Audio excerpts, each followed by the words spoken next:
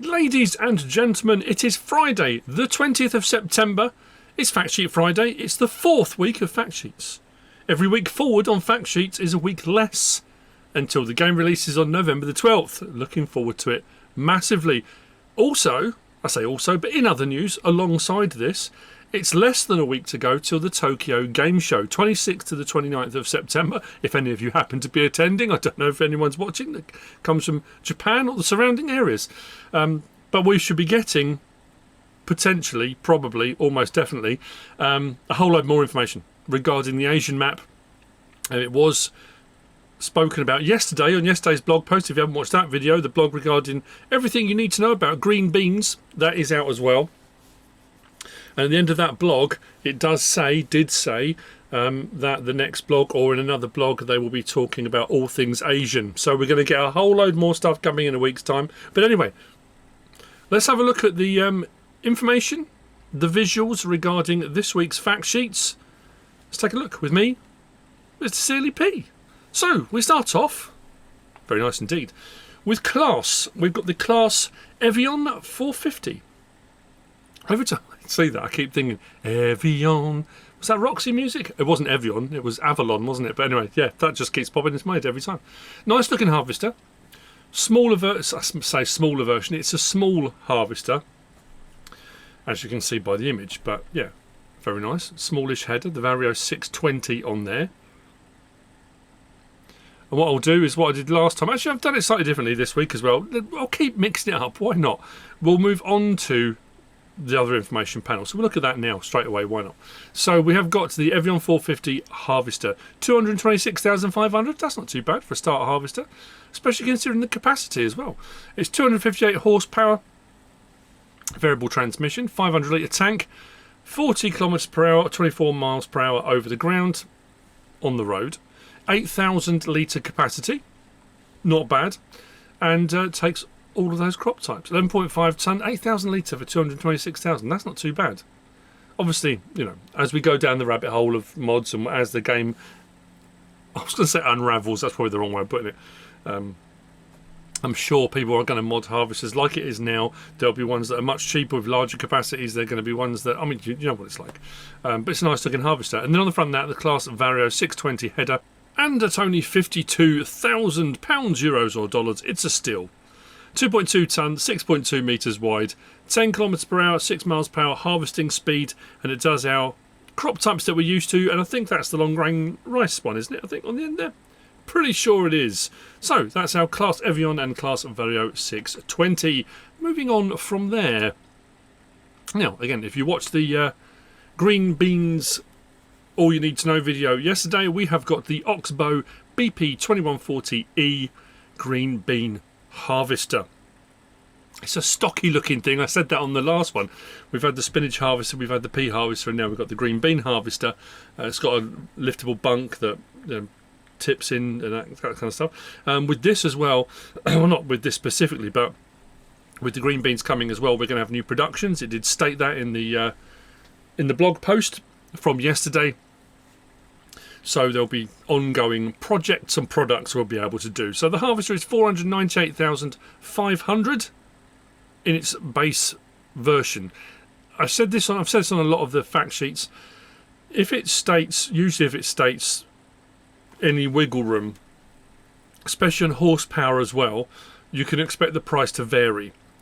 Some of the giant stuff, I mean a lot of the giant stuff doesn't have the same sort of options array as modders put in. There might be a couple of tyre choices, that kind of thing. So when I say it's 498,500, that could be just it. That's what you get, bang.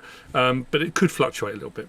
315 horsepower, variable transmission, 850 litre fuel tank, 25 kilometres per hour, 15 miles per hour on the road. Not the fastest thing. I don't know. I was going to ask. I've never really asked this. Pop it in the comments. Let me know. If you're using vehicles like this, I've always just driven everything everywhere, and obviously depending on what happens with, because we know we're going to be getting the AI GPS system for on the fields, So AI workers, we're going to have the worker grids, and then there's a GPS system we can utilise, which also has the grids on the fields. And I'm making the assumption that we're still going to have that AI road network system that they introduced in FS22. So you can get workers moving around the map, whether it's transporting stuff, delivering stuff, bringing things to you, that kind of thing. If you utilise that, that's fine. Do you put slower vehicles, especially large vehicles like on flatbeds? Do you go ultra realistic and transport them to fields, or do you, you know, I don't know, I would imagine all over the world all sorts of vehicles like this are transported in all different sorts of ways. But I'm just curious, do people on low loaders, do they drive into the field? Anyway, 15,000 litre capacity on the bunk on this, 19.5 tonnes, 3.3 metres is the header pickup, and it will harvest, same as pretty much usual harvesters in-game, at 10 kilometres per hour or 6 miles per hour. That's the Oxbow BP2140E green bean harvester. Next up, we've got this intriguing looking machine. This is the Dalbo Power Chain 800, and I saw that and I thought, that's an interesting one. What's more interesting is the next image I'm going to show you as well. Well, actually, we'll look at this one, then we'll go into it. Regardless. Nice looking bit of kit. On the front we've got the fent. Now this fact sheet isn't about the fent, it's just about the Dalbo on the back. Now that does have a little seed tank on the back of that, because that will allow you to put cover crop in the ground as well. So we have got the option for our cover crop, which is nice. It is a disc harrow.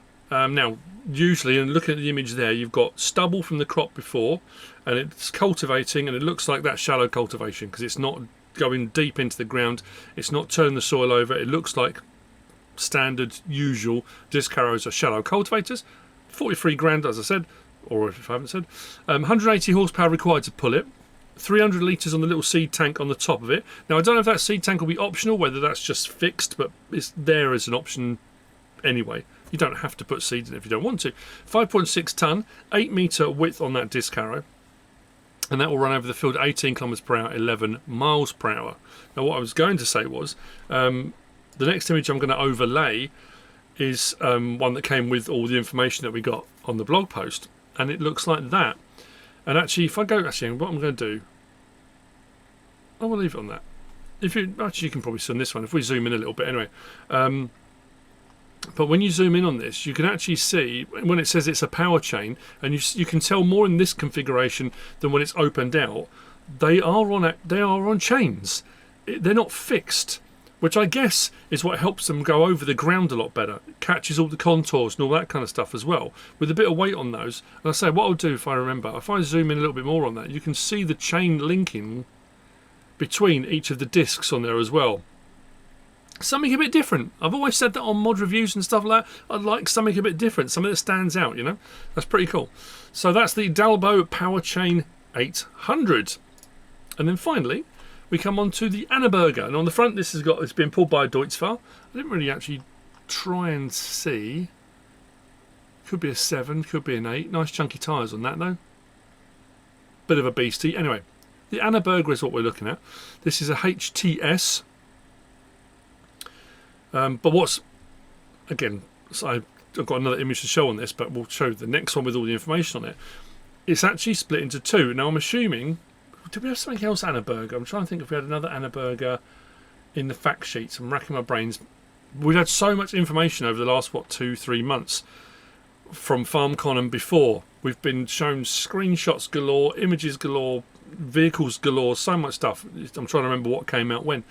I'm thinking this is going to be the new IT runner type thing, because this is actually split into two parts. So this is the HTS 22B79.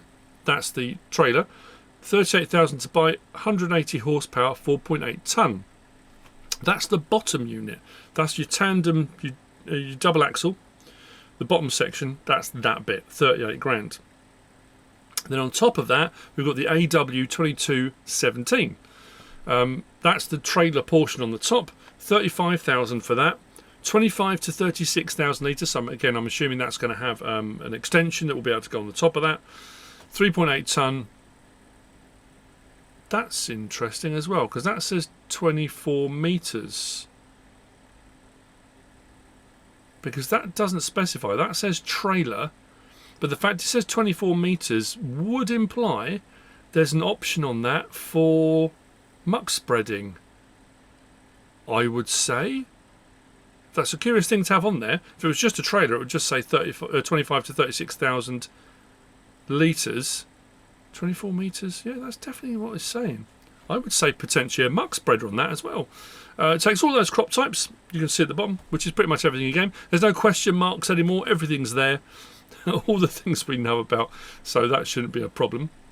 And then the overlying image that I'm going to put over the top of that shows them in their component parts, separated out. I'm racking my brains now. That's going to drive me insane. What it was that I've seen that was also Annaburger.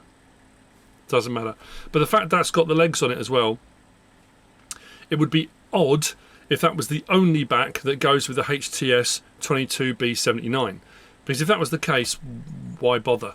If that's the only back, if the AW2217 is the only thing that goes on that, you might as well just have it as a combined thing. So my assumption, a sweeping statement I shall make at this moment, that's likely to be the ITS thing, and we're probably going to see a few more bits of Annaburger goodness, I would imagine, on that. So that's it. That's Fact Sheets for week 4. As I said at the start, Tokyo Game Show coming up. Looking forward to that massively to see what information we get. I'm buzzing about the Asian stuff. I know we've had a ton of information about Riverbend Springs, and it's all looking very cool, and all the new features and all the new crop types and all the new things that are coming look absolutely brilliant.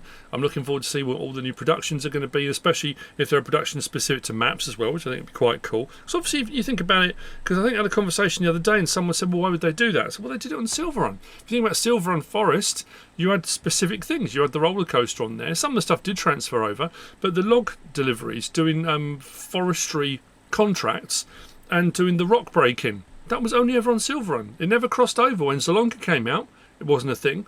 So yeah, potentially we'll see what things happen, what we get. It's all looking pretty cool, and you can pre-order. Of course, I have to do my YouTube rebit. I don't have to, but we're going to do my YouTube rebit. You can pre-order up until the release date of the 12th. If you pre-order, there's the MacDon pack as a bonus, which is very cool indeed. There's some nice stuff in that. Again, the assumption being made that after release that will be available, I would imagine, as possibly a paid, well, it won't be a free DLC, because otherwise they might as well just give it away anyway. But pre-ordering will get you that, and then I assume that will be available as a DLC as we move forward. There's the collector's edition if you're looking to pick up something a bit fancy, which comes with, there's a keychain, there's stickers, there's the PC copy of it, there's a USB ignition key for starting your vehicles, that kind of thing. I'm getting one anyway. I'm going to get one anyway because I've had the collector's edition each one. Again, I will state this out loud and proud. I still think there should be a console version. There should be a console collector's edition. Just saying. Anyway, and then finally we have got the U1 bundle. The season pass, if you want to pick that up when you pre-order, that's absolutely fantastic. If not, you can pick up the season pass again. I would imagine the season pass will be separate. If you haven't bought it at the time of release, you'll be able to pick up the season pass with the 3 DLCs and the 4th expansion being a UK based map. There are codes in the description if you want to use the codes in there. One is for PC digital download, one is it's a retail forwarding code, which will help you to go through and choose what you want. If it ever gives you the option at any of those points for picking, choosing, buying, including FS22 stuff, if it gives you the option, if you want to put in the partner code MrSealyp, all caps, that would be fantastic. Helps me out, helps the channel out massively. That would be absolutely fantastic. But anyway, I hope you found all of this helpful in some way, shape or form. If you have, please give us a like. If you don't subscribe yet, please do. If you want to leave a comment, feel free. And if you want to share this video, then please be my guest. Whatever you should choose to do. As always, thanks for watching.